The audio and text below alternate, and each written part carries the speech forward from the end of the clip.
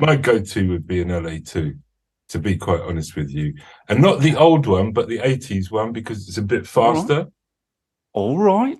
A little bit faster. Okay, if you want this massive big sound for a ballad or something like that, yeah, okay. Yeah. The original, I think it's Greyface or Silverface. Can't remember which one's which. Silverface. Oh, anyway, whatever. Yeah. So the one oldie. from the oldie is massive. It just sounds huge, like a Fairchild almost. You know. Yeah. I still feel the LA2's got an amount of forward in it.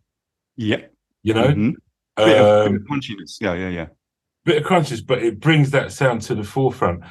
Yeah. A very MU, which is what a Fairchild is. Absolutely. Is it's all engulfing big sound. So I'd use it more for solos and stuff like that. You know, that want to make really sound big. And so therefore I would sit in the middle. LA3s, I'm very keen on LA3s as well. In the middle, it just had that little poked a bit in the middle. The LA3 poked more than the LA2, but the LA2 was bigger and had a bit of poke. So that's why I'd probably pick the LA2. I find it hard to move off that compressor. 1176 is the one everybody really absolutely still has got a love affair with, you know.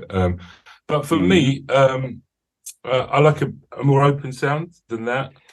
I've got a nice little analogy here. I was working with Alan Douglas. Let's name drop, shall we? Eric Clapton, Olympic Studio One, darling. Why not? And they wheeled in one of the brand new UA LA2A remakes. Right. And he immediately put it on Eric's vocal chain. And as he's dialing away, I sort of said to Alan, I said, "So what are you saying, Alan? The new LA2A or an original?" And he looked at me and he said, "Which original?" Get it? It's like, you know, because obviously they're in various states of repair and God knows what. And he said, "Well, which original?" There you go. And that's my view as also, Paul, regarding old equipment and remakes. If they've remade it with exactly the same components, it's not going to sound the same because the other unit's 50 years old. But as they age, they're starting to sound better. And I think people are starting to twig that actually a new one is going to be a better idea because, as you said, 1 in 10 will be good when you hire it in. And what's the point of hiring it in, you know? You know that moment in the mix when you make a decision and the whole thing goes pow.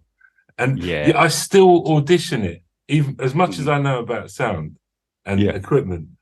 I think, the LA2 is not going to work on this one, so I'll start with something else. And it doesn't work.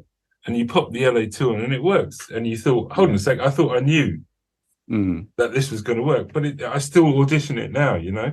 And that's a great thing about computers. Before, you had to get the patch bay cords out, find the patch bay would be like a spaghetti junction.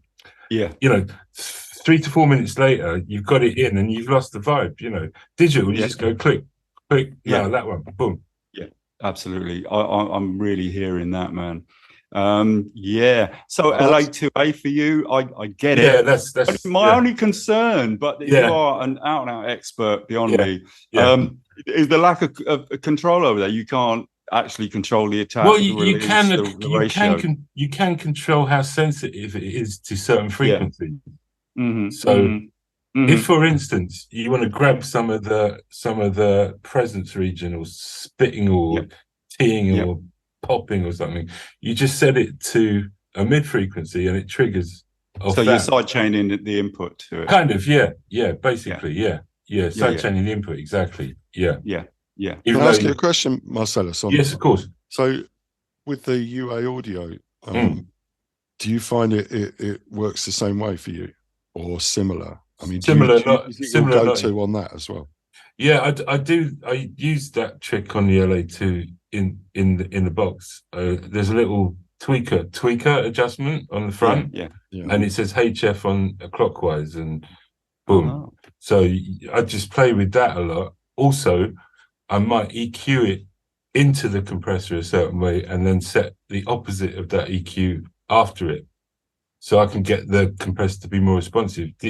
I feel that plugins are not as great on certain things, so I don't try and battle them. I just try and outsmart them rather than You know, Just there are hundreds of tricks out there, and actually, literally, it's all available to people now. If you want to start surfing, if you want to search for it, then go search for it. But otherwise, come to Audio Snobs, and we'll show you how it works.